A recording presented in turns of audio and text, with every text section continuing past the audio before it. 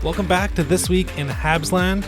We are very excited to be back for our third season to follow the Montreal Canadiens through their 2024-2025 season. As usual, I am Jordan and I am joined by my co-host Brian, where we will be here every Monday for the foreseeable future to discuss all things Montreal Canadiens. As usual, you can find us on social media, primarily on X, Twitter, and TikTok at Habsland Pod. So to kick off the preseason and the regular season, we're going to take one last look back at what just happened over the summer, the offseason, and go forth and predict the opening night roster. And I thought an interesting way to do it is have a bit of a draft of the best offseason moves that the Montreal Canadiens made. And initially, I had said to you, non-Ivan Demidov division, but after further consideration, I think it's okay to allow basically any move the Habs have made from mid-April onwards. So I think there's a ton to go through. I think we didn't end up talking about a bunch of them because a lot of it happened in late July and early to mid-August, where scheduling happened and we couldn't discuss it on the pod. So here we are to discuss it all. My question to you is, and I'll give you the first pick in the draft here of the Habs' best season moves, Kent Hughes and Jeff Gordon's best move. I think it's really close between two of them. What are you thinking? Which one are you going to go with? Jordan, you are absolutely right. It is extremely close between Ivan Demidov being drafted 5th overall and the Juraj Slavkovsky contract. 8 years at $60.8 million, $7.6 million average annual value, which based on his training camp, the little bit that we've seen so far, based on last season, especially the end of last season when he sort of just exploded, this deal looks ridiculous. Oh, and by the way, it only kicks in next season in 2025, 2026. Yeah. And I like one quote from Juraj Slavkovsky when he was asked about this. He was asked whether his new contract changes anything. Does this change anything for you and your mindset going into the new season? And Slav replied with a big smile on his face, "I think I'm still on my old contract, no?" Yes, you are, my friend, and you are going to look absolutely sensational for about $900,000, and then you're going to look sensational for under $8 million. This is an absolute steal. So I'm glad we're including drafting Ivan Demidov in this draft. Your idea of leaving him out at the start, I understood, because we were both thinking nothing's that good. And then I think the more you and I started thinking about the Juraj Slavkovsky contract, going this is insane value for a first overall pick who's going to be an absolute beast in the NHL. One of the best future power forwards, I honestly believe that, in the entire league. So those two are in one tier. They're in the A or S tier, whatever you want to call it, right at the top. And then every other offseason move, great, good, okay, whatever it is, are way beneath those two. So I get the sense you wanted to jump in with something quick, Jordan. So before I make my pick, maybe I'll let you do that. Yeah, I thought it was the exchange with the reporter. I thought was kind of funny. I think Slav would know if his biweekly paychecks had increased sevenfold. Right. He would probably know if the contract had started. He's like, no, I'm still getting the OG contract. It's also interesting because you might want to apply level of difficulty in here, whereas you could say in one sense Demidov fell to them, but you can also say within that there's a bit of a game of chess of trying to there's a lot of smoke screens. We remember them all. We remember the now famous Zeev Buyum smoke screen that we thought the Habs were zagging on that pick. So you could say in a way that there is maybe a different level of difficulty with the Demidov pick rather than the Slav one, which was very much negotiation to keep it within the Suzuki cap. So I'm not going to let you waver anymore. You do have the first pick. So which one is the better, bigger, or you can define it however you want. The most impactful offseason move for the franchise is what? Man, oh man. I'm having a lot of trouble here, Jordan. The difficulty aspect makes me lean Slavkovsky, and okay. Okay, you know what? I am gonna go Juraj Slavkovsky contract for the degree of difficulty. Right. I think that's important. You took the chicken soup right out of my mouth. Absolutely, the difficulty is a factor. Getting him for under 8, this first overall pick, who, like I said, is going to be an unbelievably good power forward in this league for many years to come, and he's already proven it. And he's playing on the top line. And everybody who's shouting Ivan Demidov is a future 100-point scorer in this league, I have not given up on Slavkovsky becoming a 100-point scorer either. And to have that for under 8, because if he does it, it will be within the next 9 years. Not 8, but 9, again, because next year is not counted in it. It's 2033 that contract ends. He will do it by then. So to have that for under 8 is unbelievable. By the time Ivan Demidov ends up on an actual contract, if he lives up to the hype, lives up to the expectations, we're not getting him for under 10, Jordan. Not even close to that, right? It's going to be 11, 12, something like that. By that point, the Suzuki cap will have been years in the past. They won't be able to employ that anymore, and Demidov is going to look unbelievable by that point. So I think just based on degree of difficulty and based on the value that you're getting, I've got to go Juraj Slafkovsky for 8 years at 7.6 AAV starting next season. So I think it's important to note that we're not comparing who is going to be the better player, right? It's just the specific move. For sure. I think I do agree with you that the Slav extension is just a hair above the Demidov pick. So yeah, it's in part because you got a player who just put up 50 points in his D+2 season to sign a very team-friendly deal. And if he continues on that trend, yeah, it'll be a steal before the contract even kicks in. The Ivan Demidov pick, I mean, we can talk maybe very briefly about his starts so far in the KHL, and I maybe want to focus on some of the potential backlash he's been getting. Decent start, 6 points in 7 games, had a huge game a few nights ago where he picked up 2 goals and 2 assists. There's been a lot of hand-wringing about his ice time, which I will hold on for a second. So that is the number 2 pick. I will say it's obviously the Demidov pick. Yeah.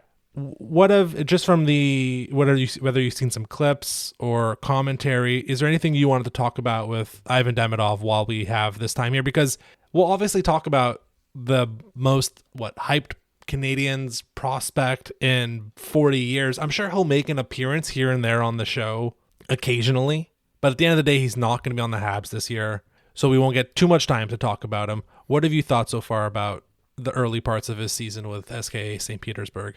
Very impressive and sort of status quo for me. It's exactly what I expected. I expected him to go in and be given less ice time than he deserves, and him to fight tooth and nail in all 3 zones, be dominant offensively, spring other guys with beautiful passes to make, wonderful goals, and then also rip his shot into the back of the net a few times as well. And he's done exactly that, and he's fighting his way into the top 9. Yeah. Right? Starting out lower down in the lineup, and then the amount I love Habs fans, and I'm annoyed by Habs fans for the same reason, is that we get too excited and angry at the same time, especially on the socials. So when he's wearing the yellow jersey in practice, everybody's screaming because that means he's on the 4th line. And when he's wearing the red jersey in practice, he's now on the 3rd line, and everybody's a little happier. And it's truly amazing to see just how invested we are in this player who has not come over to North America yet. So just a side note at how funny that is, at how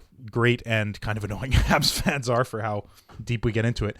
But I do love that he's fought his way up in the lineup. I do love that he's continuing to do so. I don't think that it stops with the 3rd line. I really, really don't. I think that within 10 games, he could be in the top 6.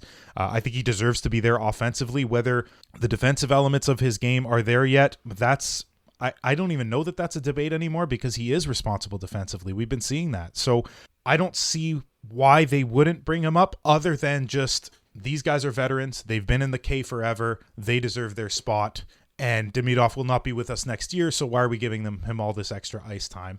So other than those factors, and maybe I'm simplifying it, Jordan, you might think I'm simplifying that, but that's sort of the way I see it, that he's that good. He's just that good. And if they want to win hockey games, give him more ice time. Stop me if you've heard this before.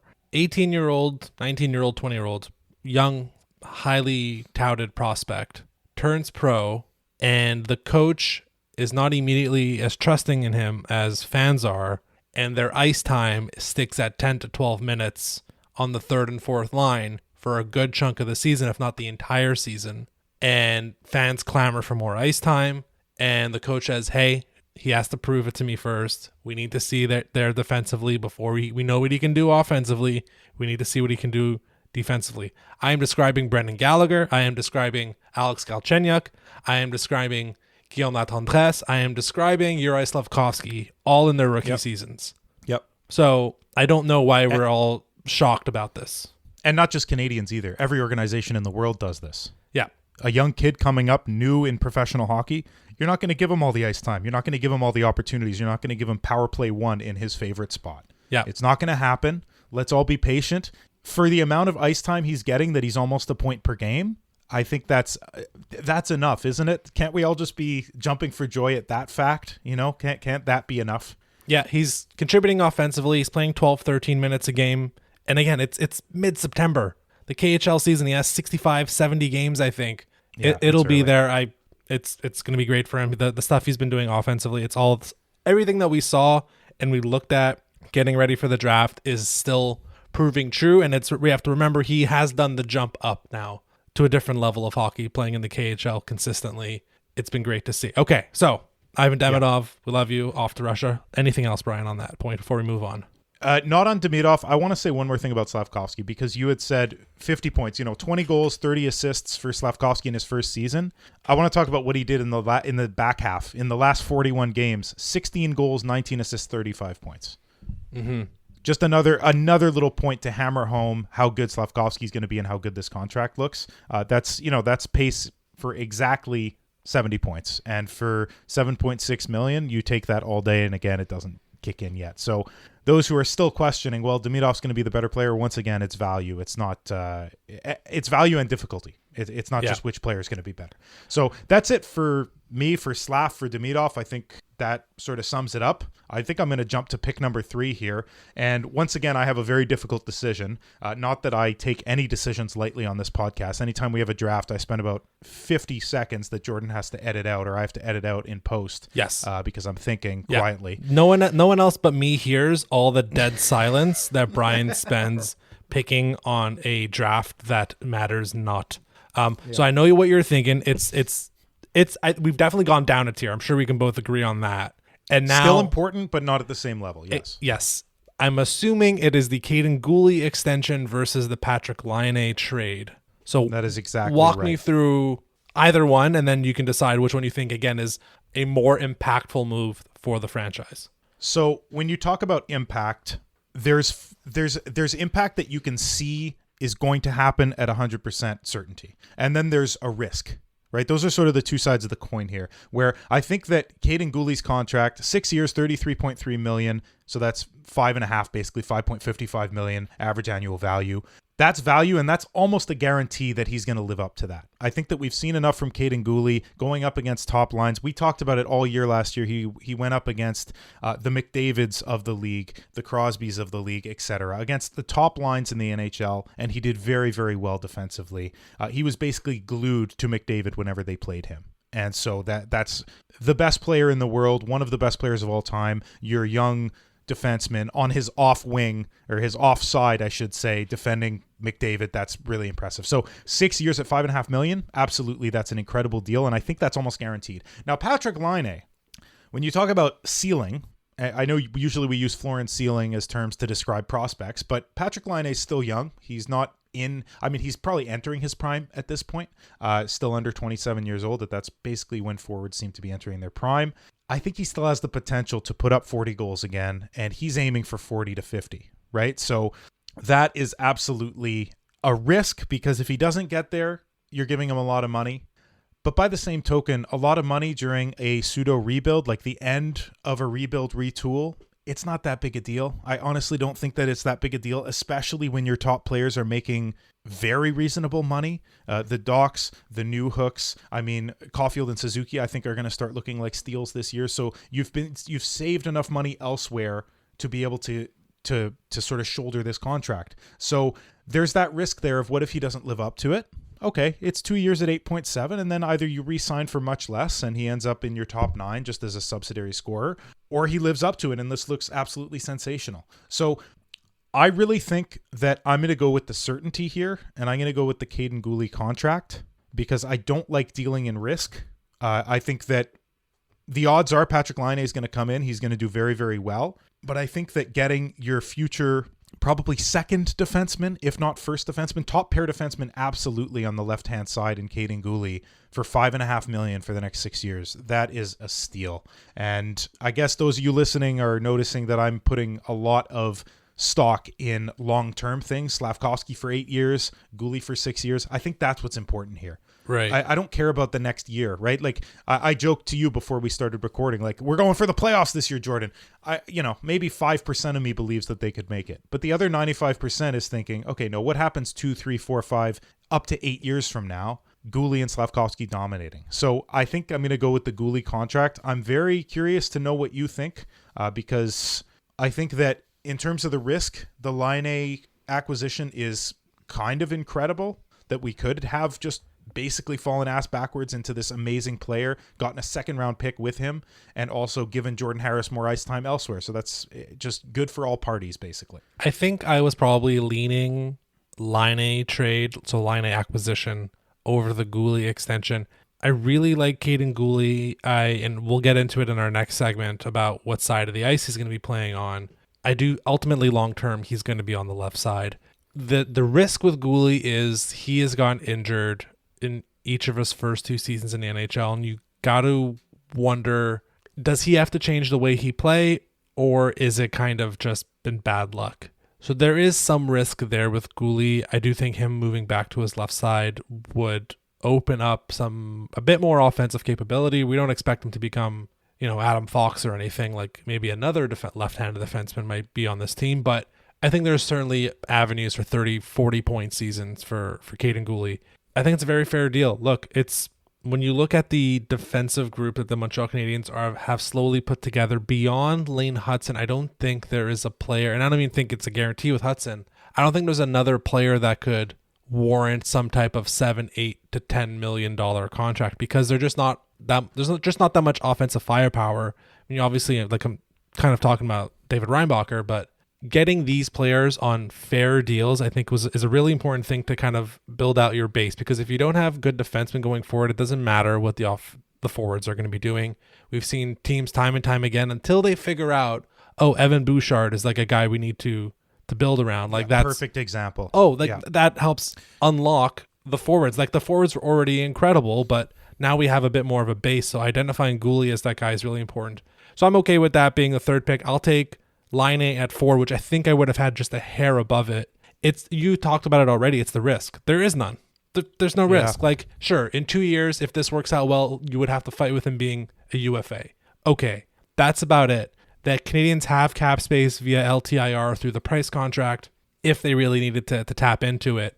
And what the risk you're taking is, again, beyond the fact that they got the second round pick, and they did have to trade out Jordan Harris, but it's okay. We said there was a logjam at defense and they needed to move at least 2 guys. They moved 2 guys. What they could potentially get with Patrick Laine is he's been talking 40 goals. I think maybe more realistically at this point is a 30-goal player. If he stays healthy, despite the fact that he hasn't reached the same goal totals as he has in that second year where he scored 44, the shooting percentage has still been pretty decent. It did go down in Columbus, but you can put together a couple of reasons why that might have been an issue in Columbus. That said, right, his last 3 seasons or 3.5 seasons in Columbus, he had a 13.6% shooting percentage. Brian, the only players that were better than that on the Habs last year were Nick Suzuki and Alex Newhook, both around 17%. Slavkovsky, who we just praised for having a great season, scoring 20 goals, was at 13.2%. So even in a more down period of Laine's young career, he would still average the third best shooting percentage on the team. And we can talk about it. Like the shot he has, I find it's really deceptive because it hangs on his stick a while, and he can put a lot of force into the shot, and he can pick his spot as well. And I think that's, you always want someone who can shoot, and he's never afraid to go through the middle of the ice. There was a time where people thought he might be a center. I believe even last year Columbus was still trying him at center here and there. I don't think the Habs will be really looking into that at all. But that also will help because defensively he's never been too strong. So if you're just saying here, you're going to have Kirby Dach as your center, all you have to focus on is getting the puck when you go through the neutral zone. Like even that you don't have to do because you might have, not to spoil the next section, but probably Alex Newhook on the opposite wing. All he has to do is find his space and take the shot. The injuries are going to be a concern, but again, I think the opportunity cost here is virtually none. That you are looking at the potential of just falling backwards into a 30-goal scorer suddenly on your team.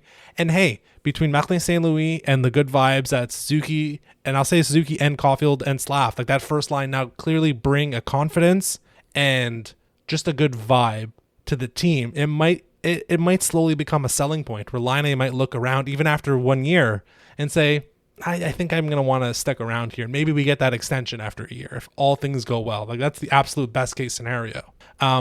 What are your thoughts on Laine? maybe- Because we never talked about it when the trade went down. So curious to Right. know where you land on it. Well, on that topic of him taking that extension, the possible future extension, he might even see the guys around him have taken team-friendly deals and do the same. You know what I mean? It could be that situation where maybe the Suzuki cap is no longer existing because he's older than Suzuki, he has more experience, all that stuff. He's a sniper, whatever else. But he might take less than he deserves. And then we're cooking with gas. So I think that this deal, like I said before, is unbelievable for everybody involved. I'd say especially the Canadiens. I think it's great for Patrick Laine, first of all. Like you said, playing with all these young kids with tons of energy and looking ahead to the future at their futures. And I think that that's going to imbue Laine with this feeling of, my career is not even close to over. I've still got more time left in me than I've spent in the league so far. And I'm going to do it with all these kids who are coming up. And I'm kind of the veteran now. I've gone through some crap with other organizations that, I didn't play up to my abilities, or I had injury troubles, or I had mental health issues. And all of these things, I think, culminate hopefully for Laine in a feeling of I've gotten through all that and now I can just sort of enjoy myself. I've gotten through the difficulty early in my career and I'm going to enjoy myself with all these young kids. And I really, really hope that that's the case. And that's what I get the sense too from his media availabilities. Anytime that he talks to a reporter, he has a smile on his face. He seems to be really involved, engaged, and happy to be there. And so if that's the case for Laine, I think that's fantastic.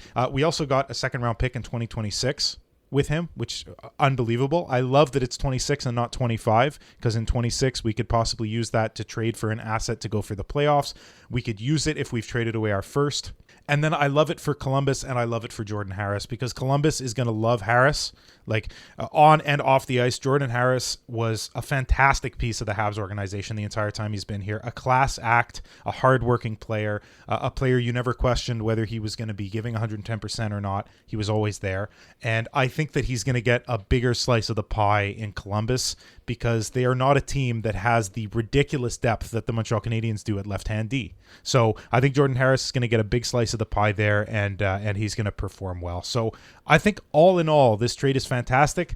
I get where you're coming from, putting that a hair above the Goulet contract, Jordan. I think that's totally fair. Like we said, to kick this all off, these two are neck and neck, the same way the Slavkovsky and Demidov topics were neck and neck as well. So all in all the best to Jordan Harris going away, and I'm psyched to see what Laine can do here. And you know what? No, I was about to jump into who he's been playing with, but I think we're going to get to that later. Save that. So we'll save that for a bit. One last thing on the Laine acquisition, and this is something that I've brought up in the past about Ken Hughes looking at the Habs roster and the Habs organization, like who the players are, and kind of trying to rebalance the age curve. I've said this in the past with the acquisitions of both Kirby Dach and Alex Newhook, where he's like, I think in his head, he's like, while this is a rebuild, I don't want everyone to be from the 22 and 23 and 24 drafts.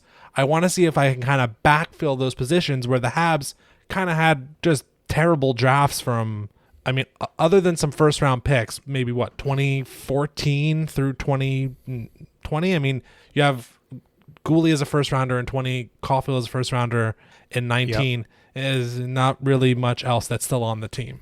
So I was always wondering that, okay, maybe Dach and Newhook are 19 picks. Laine is a 2016 pick. The best pick that they have from 2016 that is still on the team is Michael Pezzetta. So again, maybe that's just a happy coincidence, but I think it further kind of goes along to Hughes identifying, like, we can't just keep acquiring draft picks and 16-year-olds and 18-year-olds and 19-year-olds. We need to rebalance the curve a bit so that Nick Suzuki, our captain, is not our oldest player. And I think Laine kind of helps rebalance that a little bit as well. So let's move on. 5th pick, definitely down a tier, if not 2 tiers. Curious to know. I have 3 other potential picks on my board. Curious to know what you have next. I have 4, but the next 2 are kind of similar for me. It's a similar thing where they're kind of near the same level. Those 2 being Arbor Jacki contract, 2 years, $2.6 million, so $1.3 million average annual value, and then drafting Michael Hage at 21st overall. Wow. Those are the next 2 for me. Yeah. I hate how similar our picks are. Yeah. The exact same group. they're subdivided into tiers. And then the last two, so I had two at the bottom that are kind of similar in tiers, just the Justin Barron contract and then the Kovacevic trade. Yep. And so those two are kind of good. If we had been picking 4 picks each, those would definitely be in here. But I think that Michael Hage and Arbor Xhekaj are, definitely above those. So I think I want to go different here because this whole time I've been going contracts. I haven't done a draft yet. I haven't done anything that's, a young kid. I did Goulet. I did Slavkovsky. I think I'm going to go with Michael Hage because I still really believe that his ceiling is super high. His floor is super high. And I'm still on cloud 9, getting him at 21st overall. I mean, the listeners are probably sick of hearing me say this, even though I think it's only been 2 episodes that we've talked about him. But I still can't believe we got him at 21st overall. I think it's ridiculous. He should have been a top 10, top 15 pick, and getting him there is unreal. So Michael Hage, you're my third pick in the offseason moves draft. Acquiring a center with top 6 potential should always outweigh a 2-year contract extension on a important to the. I don't want to diminish Xhekaj's role to the team. Like I've said it in the past, like the version of this team that wins the cup has Xhekaj on the third pair. Like he Correct, is part yes. of the team. I just think Michael Hage might be a bigger part of the team. So, and again, anytime you acquire a center that is not that definitively has, I think, top 6 potential, that has to outweigh the defenseman getting the 2-year contract extension. So it is Hage. We talked about him a bunch in the offseason, so we don't have to probably dive in much with him. The Xhekaj contract, I think it's kind of bang on with where we thought it would be. Maybe actually a little bit cheaper. Like I was thinking maybe mid 1s, high 1s. So 1.3 is not too out of the norm. 2-year contract makes complete sense. Good for him. Congrats to him. Quickly then on I do think Xhekaj is above the Barron contract and above the Kovacevic trade. Yes. I would put the Barron contract at 7 and then Kovacevic at 8. Quickly then on Justin Barron, which I know we're going to get to next because he is no longer waiver eligible. So you kind of have to give him this contract. I think he's earned it to a certain extent. I mean, they're not exactly, backing up the Brinks truck for him. He's not making much above league minimum here. Fair contract, 2 years, protect. I hate talking about hockey players like this, but you are protecting the asset with that extra year on it, not just giving him a 1-year contract. Yep. Fair deal, right? I think so. I think that it's a perfectly fair deal. I think that the Arbor Xhekaj contract being such a steal paints the Barron contract in a bad light because when you look at Xhekaj and what he's contributed and what he means for the future, only getting whatever it is, 150,000 more, you go, wow, is Justin Barron worth that much? But no, it's really the fact that, like you said, the Xhekaj contract, I think is cheap. I think 1.3 is cheap. I think that 1.15 for Barron is perfectly fair.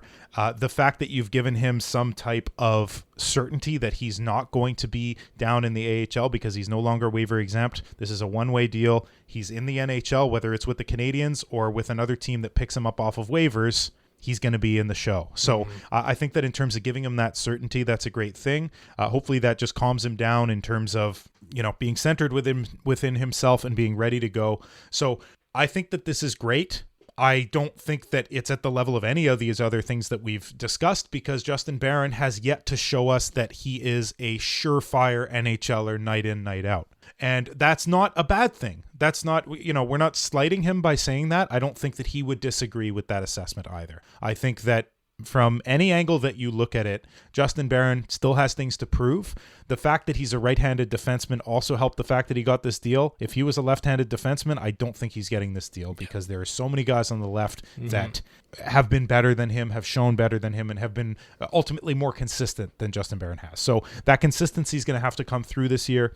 He's going to have to play really well because even though there's less guys on the right side, Mayu's breathing down his neck, and although I don't think Reinbacker's there yet, probably by midseason, he's going to be breathing down his neck as well. So a lot on Justin Barron's shoulders here in terms of getting to the next level to prove that he belongs, but I think a fair deal nonetheless and an opportunity to show all that for Justin Barron. Absolutely. I agree with all of that. I think surprised how long it took you to get to saying he's a right-handed shot. So I'm trying to change, Jordan. We're in our 3rd season here. I have to develop my abilities as well. I have to be more consistent and not just say the same thing over and over again. I have mentioned the left-hand, right-hand thing, I think, too many times on this podcast. I think people are sick of hearing it. Yeah. So that's why I left it last. We're definitely going to mention it again in the next part. So that'll wrap up the off-season draft look, that's a lot of good moves. I mean, the top 4, I think, are legitimately not franchise altering. Well, 1 and 2, I think I would put in like the franchise altering division, which is Slav extension, Demidov pick. Line A trade and Goulet extension is just like, that's like winning. Damn. That's winning Yeah. franchise moves. And then the fact that Michael Hage I'll put it like this, and we can wrap this part on this comment maybe. In years past, in 2017 and 2016, the Michael Hage pick would be number 1. Absolutely. Oh my God. With a bullet. Yes. Would be like, oh wow, they did this. Good for them. And the fact that it was like the clear 5th best move, I think tells you something. And it's not just high draft picks, right? 1 through 4, it's just Demidov that was number 5. And they could have still not screwed that up, but like not capitalized on it. The fact that Hage is the clear 5th one compared to where I think 5 or 6 years ago, it would have, I think, easily, at least that quality, have been the number 1 pick. Speaks volumes about how good of an offseason this front office had. Yeah, and despite the fact that the degree of difficulty for the Michael Hage was non-existent, because basically as soon as Yzerman was picked 20th and Michael Hage was still there, they basically just rushed the podium and said, yeah, we'll take the guy we wanted. Thank you. Yeah, absolutely. Okay, part 2. So we've done this exercise 2 years in a row. This will be the 3rd year we do it, predicting the 23-man lineup. The big change this year, of course, is when we're doing it. We have done it in the past in the middle of the offseason, like dead season, nothing going on. The difference here is we have a few days of training camp, which I ultimately will inform in some capacity how we portray these lines, how we have developed this 23-man lineup. So this is not only who is on the roster, but what are the line grouping? So the trios for the 4 forward lines, the 3 pairings for defensemen, the ideally 3 extra bodies, because my friend, we are not having a 3 goalie rotation this year. So Woohoo. Lots to talk about. I do want to start with the forwards, and I do like it does mean we are probably the only Montreal Canadiens podcast that are not going to talk about Lane Hudson for the first 45 minutes. So we're going to get to Lane, I promise. Let's start with the forwards because I'm a stickler for going in order, and we always tend to start with forwards. Brian, I'm going to ask the obvious question at the front. It seems like the first 2 lines are locked in. Is there even, we can talk about it, but it's the first line is the returning first line of Suzuki, Slavkovsky, and Caulfield. Like, lock it in for now. Everyone knows my thoughts about what they should probably do in the future, but that's the first line for now. The second line also appears to be locked in. It does not take a rocket surgeon to figure out what it would have been, but Doc at center, Line A on the right side, Newhook on the left side. Any disagreements? 0. So the first line, it was always going to be like that. And after the end of last season, I talked about Slavkovsky in the last 41 games. Caulfield and Suzuki were equally impressive in that span. So that to me is obvious. That is the first line. They deserve it, and they're great together. The second line, the only, and not even a qualm, but like the only sort of question mark I had was, is it going to be Newhook? Is it going to be Roy? On the left side, which one is it going to be? The fact that they went with Newhook, I think I agree with. I do think that he's just a little bit above Roy in terms of processing speed, and I think playing with a sniper to the pedigree that Line A is, and a center who's as smart and responsible as Doc, I think Newhook on that line is going to be perfect, and it gives Roy an opportunity to still sort of grow into his role a little bit. Although I think he deserves a top 6 spot, Roy, I think he deserved it on a rebuilding team, and this year they're making a step. So is that the case anymore, or has he been a little bit phased out by that? That's the debate here. All in all, though, like I said at the top, I'm in agreement. I think that this is the top 6. I love it. And what I like about it a lot, too, is that Newhook, Doc, and Line A are going to get very favorable matchups, because the Suzuki line is going to get all the difficult matchups. Suzuki goes head-to-head against the best centers in the NHL and often plays them to a draw or better. Caulfield and Slavkovsky are used to that too. So Newhook, Doc, and Line A are going to get some favorable matchups, some fourth lines that are tired. I think that this is going to be money. The top 6 is going to eat up a lot of minutes, produce a lot, and we're not going to have this one line doing everything anymore, assuming everybody stays healthy. Are you in agreement? Do you think that this was the top 6 from the start, bar none? So I think you've correctly identified Alex Newhook as the kind of the swing piece. And I want to come back to that because I think it's all kind of connected. Let me ask you this question. We're going to get back to Newhook. He will tie into all of this. Do you think there is a player on the roster this year that might get the Armia treatment? of last year, which was you need to actually earn your way onto the team. So the prime candidates are, I guess, Yoel Armia again, but he seems to be all right considering he scored 17 last year. Yep. Josh Anderson, Brendan Gallagher, Christian Dvorak, Jake Evans. Is there anyone you think realistically? Because I do think that there's a cascading effect between that decision, who's the third line center, and Alex Newhook's role, and then Josh Roy beyond that. Like it all kind of ties in. If you pluck one guy out of the lineup because you said, like you did last year, hey, you actually have to earn the spot. We're not just giving it to you. So not to like divert the discussion away from Newhook and Roy, but I think there's other factors because we saw Newhook at center in the last 20 games of the season and it kind of worked. So opening it up, like what do you see there?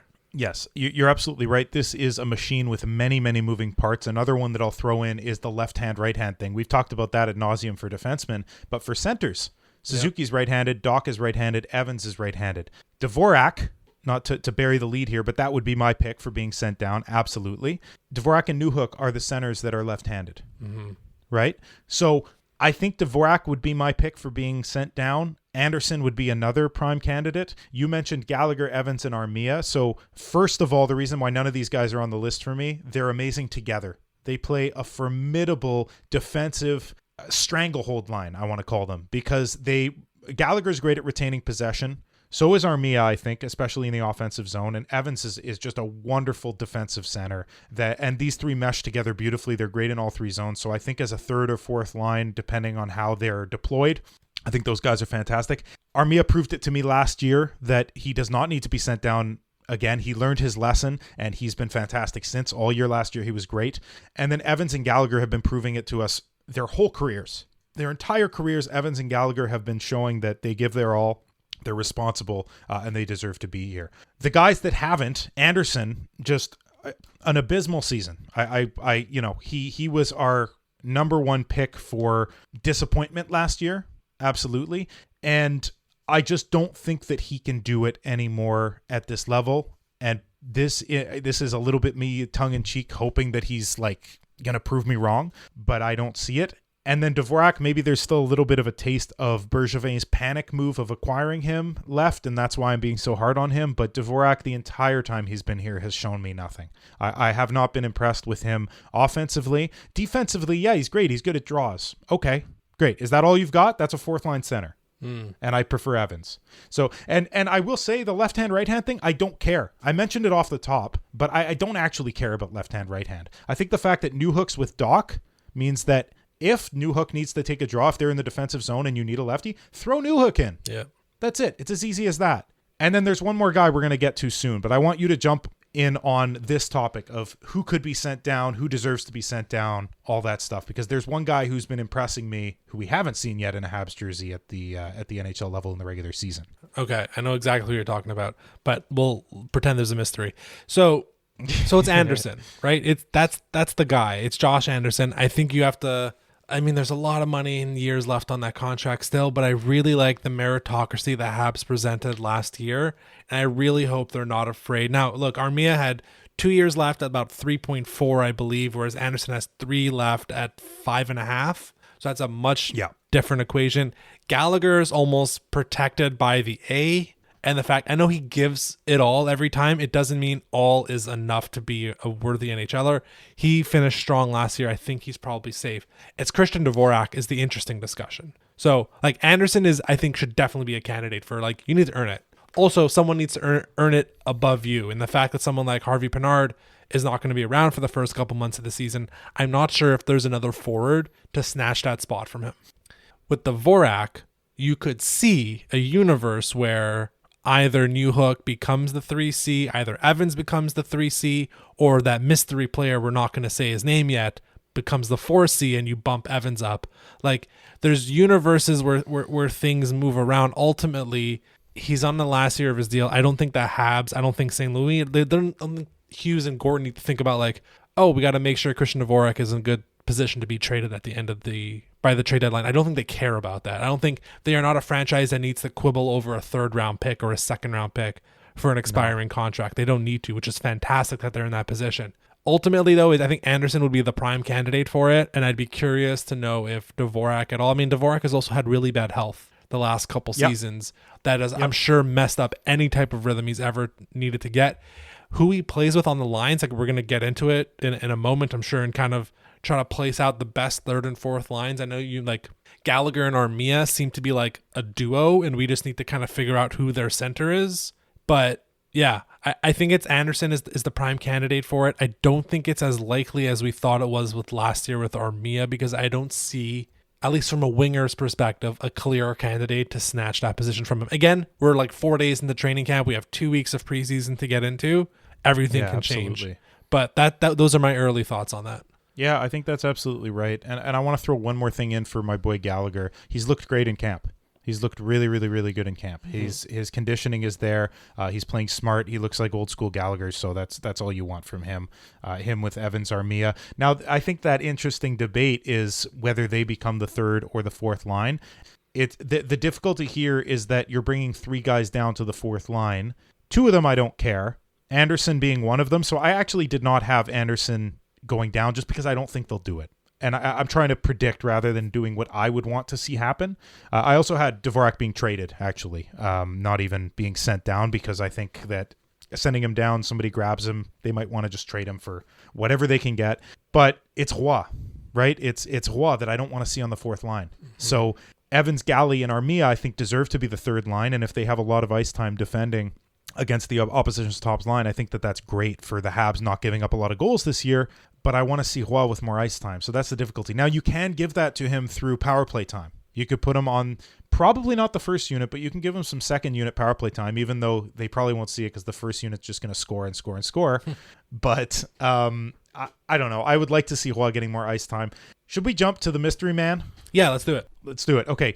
Another right-handed center, Oliver Kapanen, has been looking fantastic. This is a guy that has not been in our top 10s very often, and if he has, he's been at the bottom in our prospect top 10s in years past, and yet he has just exploded off the page here, and in training camp, he looks fantastic. He looks like he's ready for the NHL. Not only is he ready for the NHL, if he was put on the third line to start, he'd probably do okay. He'd probably start off strong if put with good line mates. In my mock here, I have him with Roy and Anderson on the third line. Again, assuming Anderson performs well in camp and tries really hard in preseason and all that stuff, because Galley, Evans, Armia on the fourth, I think just works.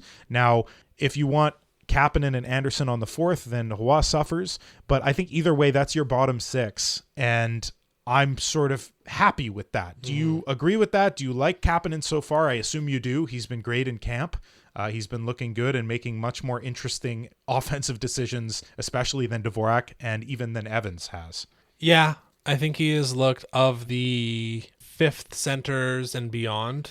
So with Owen Beck kind of in that group as well. He is easily, I mean, he's also older than Owen Beck. He's looked very good and definitely like, okay, I'm not only here to like get ready for my Laval season, but I'm here to push for the Habs roster spot. And I think if Christian Dvorak was not an established NHL player, that position would surely be up for grabs. I don't think they'll do it. I think they're going to go with the very boring. I mean, you could argue, I mean, they'll put it as the third line, but it'll be Dvorak with Juan Anderson, and it'll be Evans, Galley, Armia as the fourth line. Realistically, it's probably flipped in terms of ice time, but I think that's what they're going to end up going with. Yes, the more exciting, fun version of this is if you spring Kapanen into the 3 or 4C spot. Again, I think it's kind of interchangeable, and pair him with Roy and Anderson, and that might bring something a little bit different to it. It is what it is with Christian Dvorak. I think like it's the last year of the contract. I'd be absolutely floored if he's around past even. I mean, if there's any type of value at the trade deadline, he's gone. I think the Canadiens are ready to move on, but it also might not be a bad thing to have him just eat up some minutes for one more season as Kapanen and Beck get ready to potentially supplant not only Dvorak but also Jake Evans. Right, and that's fair. I just feel terrible for Roy after how well he performed. I would love to see him playing with Kapanen or somebody else who has some degree of offensive firepower, because he deserves it. And he's not going to get it from Anderson, I don't think. Anderson is a very just north-south bruiser, hit everybody, carry the puck a little bit, but ultimately lose it type of guy.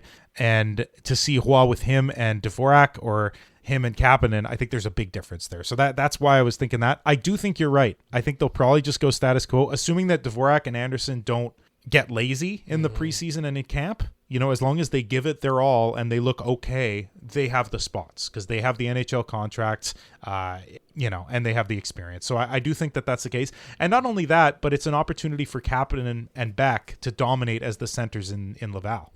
It's an opportunity for those two guys to be running up the points, and to learn, for Kapanen, learn a little bit more of the defensive side, for Beck to run it up in terms of the offense, for both of them to complement each other very well. So I don't think it's a bad thing for Kapanen to start in Laval either, but I do want to see him with the Canadiens at least by the end of the season, once Dvorak is moved at the deadline or waived or whatever ends up happening. Now, do you want to get into the extras? Do you have anything else to say about the bottom six here? I think we've talked a decent amount now about the bottom six. Of course, again, the other factors, what if you flip Newhook into center for the 3C spot and then it opens up while going up, but we don't have to do it.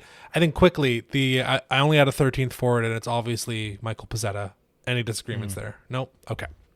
No, I'm in on Michael Pezzetta. The other guy to talk about is Alexandre Barré-Boulet, but I do think he starts in Laval. Yeah, okay. I think I've liked what I've seen, but he's not at that level with these other guys. So I think that Laval's probably the right place for him. And we have too many defensemen to have two forward extras, and that's really the story here. Is that Barré-Boulet probably could be an extra if we didn't have so many damn defensemen. So let's get into the defensemen. Let's do it. This is going to be contentious. Is it? I mean, we've seen what the Habs have done in years past, putting Goulet on the right, and once that is set, I think the rest kind of falls into place. Yeah. Okay. So let's do that right off the bat. Mike Matheson, pencil him in, first left-handed defenseman on the list. Everything after that, I think, is open for discussion. I don't know how much longer they can realistically get away with Goulet on the right. You just gave this man a $33 million extension. You need to play him in the position he is most well suited for, the position he's going to be in long term. It's time to put, I understood it last year, give him the opportunity. It was almost like an apprenticeship where he could learn by playing with Mike Matheson. In his first season, he played a heck of a lot with David Savard. He's done it. Give him his own pairing now with someone who is at the same amount of experience as him, or maybe even less. Yeah, I would really want to put Caden Goulet on the second pairing on the left side. I would bump David Savard up to the first pairing. You don't have to run Savard into the ground here, right? Matheson's going to play his 26 minutes. Most of that's going to come from the power play. But there's a universe where you can keep Savard's minutes at 20, 21. Maybe you rotate Goulet in or another player in for a Savard shift every now and then, so Savard isn't being burned at 22, 23 minutes a game, because I do think you want to keep Savard at 20, maybe 21, depending on how much PK time he's getting. So that's my thinking. Brian, it sounds like you're kind of just ready to throw in the towel, and the fact you're just kind of assuming that Goulet's going to be pushed to the right side again for this, at least the beginning of the year. I just assume that's what's going to happen. And then the positive side of it, if you can see one, is that he's going to be paired up against the opposition's top lines, which is good for the Canadiens, and it's good for him to sort of improve. Now, is it good for the chances of him not getting injured again? No, I don't think so. I think having that extra split second because you're on your good side and you're receiving the puck off of the boards facing the opposition coming barreling down on you versus not facing them, I think that's a big factor. But I do think that him facing off against the best lines of the opposition is important for his development, even though it's on the right side. I just sort of think that this is the way it's going to be.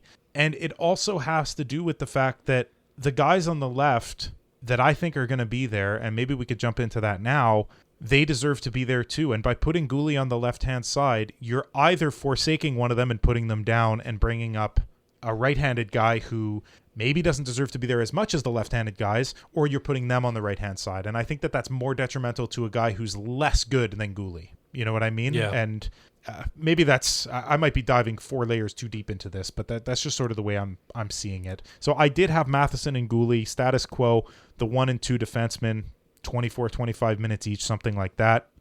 The second pairing, this is where it gets really fun. Now, you said this was going to be contentious. I have absolutely loved what Lane Hudson has done in camp. And I have him as the, whether you want to call it third or fourth defenseman, who cares, but he is on the second pair on the left-hand side, and he's with David Savard, a juggernaut of defense. Mm-hmm. So you've got this offensive dynamo who's going to contend and probably be one of the candidates for the Calder this year, assuming he makes the team, which he absolutely should, making stretch saucer passes 20 feet in the air, like we all saw, with Savard, who's going to be a great defensive anchor for him, a guy who's going to protect him when Hudson goes up and does all his dipsy doodles and dangles and makes beautiful passes and cuts to the net and all this craziness. Savard's going to be back there knowing, I can handle it 2-on-1 if the puck comes back the other way. So I like this pairing a lot. I think it could definitely work, and I don't think I want to see Hudson on the third line. I just, maybe I'm too excited about him, Jordan. Maybe you have something different, but I want to see lots of minutes for Lane Hudson, and I want to see him in offensive situations all the time. What's going to continue to be interesting with Hudson is every time there's a jump in the level of competition, how does he adapt? We're seeing him now just with, training camp, NHL training camp, we're seeing him, and he's still doing the same damn things he's been doing the whole time. This week coming up, we're going to see him, I'm assuming, in at least 2 preseason games. It'll be interesting to see how many games he gets. I do think he'll be one of the players that, of the 6 preseason games, I feel like he's going to get 4 or even 5. They have to see a lot of him. They're going to really take a hard look at him. Like, they don't need to see. Savard needs to play 1 game each week, and he's good. Same thing goes for Mike Matheson. Like, good, you guys can still skate. Remember what skate goes on what foot. You're a lefty, you're a righty. Cool. Like, they each get to play 1 or 2 games, and that'll be it. I really want to see now Lane Hudson now graduate to NHL preseason competition. And even within that, there's a difference between week 1 preseason and week 2 preseason. We are finally now at the moment where we're going to see his level jumps. And at least for training camp, he's doing it. You mentioned the saucer pass. We've all seen it. It's absolutely incredible. But beyond that, he's still doing his funky stuff in the offensive zone where he kind of dances around the blue line and then pinches in down and finds an open seam for someone. So before, I've been thinking about it. Rather than us going back and forth, tell me your entire 6-man unit. So you've had Matheson and Gouli on your first pairing. You had Lane Hudson and David Savard as your second pairing. Who is in your third pairing?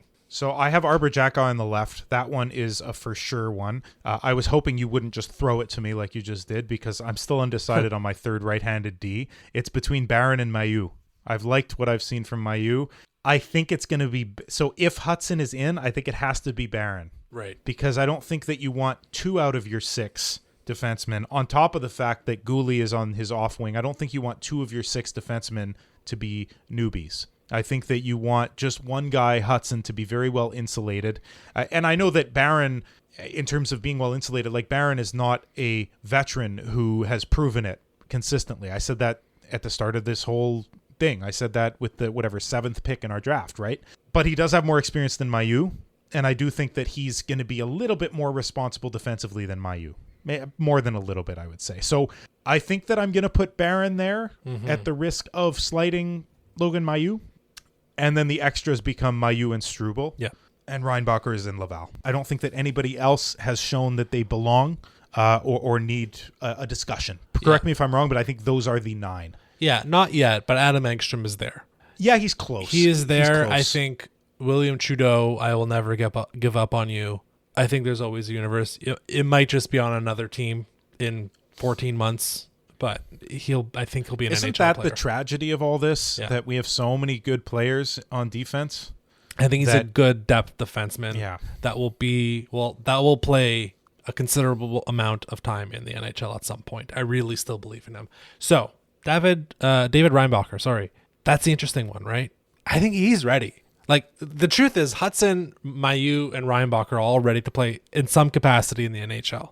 But there's only 6 spaces that will go to actual players. You don't want, and I think this is the important calculus, you don't want a player like Pezzetta's a perfect 13th forward. You're not worried about Pezzetta, first of all, like stinking up the room because he hasn't played 3 out of the last 4 games. And he's a gamer and he'll be ready to go suddenly on a Wednesday night against Buffalo, play 8 minutes and punch people in the face. Like, Pezzetta's the perfect 13th guy for this team. Similarly, for the defenseman, I think Struble, at least to start the season, will be a nice spare to have. He could still technically go down to Laval, so it's not the end of the world because he does still have like very limited but some waiver eligibility. Yeah. So I agree with that. Barron kind of has to be on the team because of the whole waiver stuff. The contract you gave him, he has to be there. He will never clear waivers. There's no way a right-handed 22-year-old defenseman who just has a 2-year contract and who will still be an RFA afterwards will clear waivers. So he has to be on the team. Matheson Savard was my first pairing. I don't love any of my other pairings beyond that because I would really want it to be Goulet Reinbacher at 2. Wow. Okay. But that does kind of, doing that moves so much else downstream around it that I did not end up doing that. I went with Goulet and Mailloux as the second pairing, and then Hudson and Jack-Eye as the third pairing. Interesting. So I think you're just 1 year premature with Goulet Reinbacher. I think that is the pairing of the future, maybe even the top pairing of the future. Probably. What am I saying? Maybe. That's probably the top pairing of the future. The Hudson Jack-Eye one is interesting. I do fear a lack of defensive acumen, not because Jack-Eye hasn't been good defensively. I think he's been better than people give him credit for, but I think on his right-hand side, like Goulet's been able to do it, but Jack-Eye's not Goulet. He doesn't have the mobility Goulet does. So that makes me a little bit afraid. But what it does do is it gives Hudson a little less, opportunities to be matched up against the opposition's top-end trios. Yeah. So I like that. I like it for that. So the thinking behind that in part was you do get to put this big bruiser, not to diminish Arbor Jack-Eye, and we've talked about it, like there is a real hockey player in there, but the intimidation factor with Jack-Eye is very real, and having him next to Hudson I do think would help Hudson, both from a mental perspective, but also physically. The fact that it'd be like, well, if you're coming, and I think it would happen, people will try to mess with Hudson and scrums, and Hudson has never been shy about getting physical. Despite his diminutive stature, he is always ready to go and hit people. But having the guy who's 6'2" and is one of the toughest guys in the league right next to you will 1000% help. So that was kind of my thinking there. And I really do think Logan Mailloux is ready to make the jump and give him a 20-game sample with Caden Goulet on the left side. Both of them, it's like, okay, prove it. We think you're ready. Prove it. Goulet, we think you're going to be the left-handed, defenseman of the future. Here's 20 games, playing 21 minutes a night. Logan, you did great in Laval last year. We passed all the tests. Here's a real sample. You're going to get 21 minutes a night. You're going to get some penalty kill as well. Both of them probably. Go for it. My spare then 7 was Justin Barron would have been the 7, obviously. That's kind of what I thought. I do think... Now, what we haven't mentioned, of course, is, and we've kind of made the assumption that Caden Goulet will be healthy in time for the beginning of the season, despite his appendectomy surgery. Fingers crossed that he's ready for the beginning of the season. If not, he's still on the roster. He might be ready by Game 3 or Game 4, but for all intents and purposes, we're making the assumption that he is ready for opening night against, I think, Toronto. So that's kind of where we landed. A little bit of, I think, like, we want to make the changes. We want to infuse the new and young talent into the team immediately.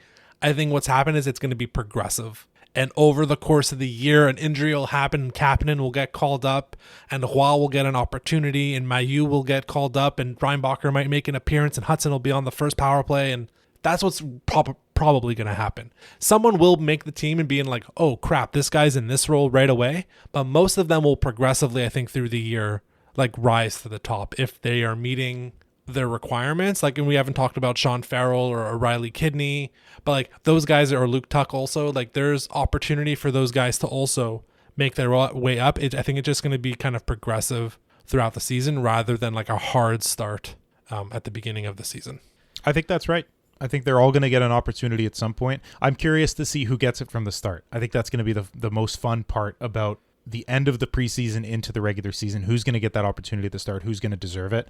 We're going to know a lot more once these preseason games happen. I mean, we have 4 in our first week. So starting today, September 23rd versus Philadelphia, then versus New Jersey tomorrow, at Toronto, back to Montreal versus Toronto, and then a home and home in Ottawa next week. So 6 games to iron out who's really going to be there. I think you're exactly right that the veterans are going to get a couple, just conditioning, just, get back into game shape, NHL level game shape. And then all these young guys are going to have something to prove, and that's going to be tremendously exciting. I do love also that at camp this year, not to backtrack, but at camp this year, I think the quality has been way better than last year, and the quantity is less. So you can actually focus on specific guys a lot more. Last year, they had like something like 9,000 players at camp, I think. 9,001, but yeah. It was 9,001, thanks.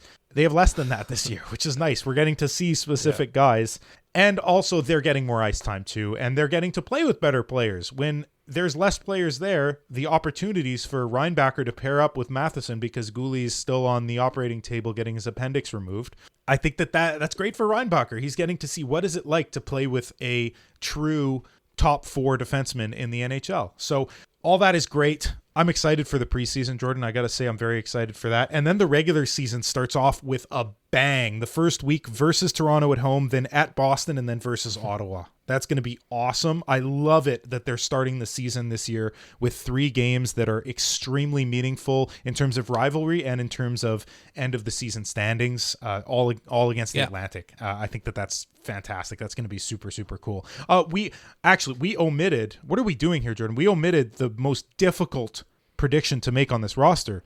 The goaltenders. Thank goodness. Who's in nets? Is it Monty? Is it Primo? Oh, yeah, it's Monty and Primo. Okay. Good talk.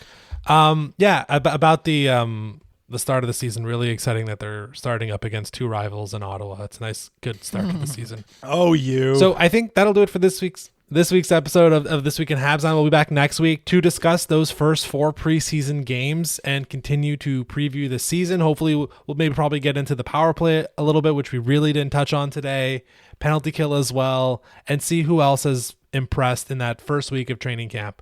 You can follow us on social media at HabslandPod, and if you like what you heard, feel free to leave a 5-star rating on Spotify and Apple Podcast. Until next Monday, go Habs.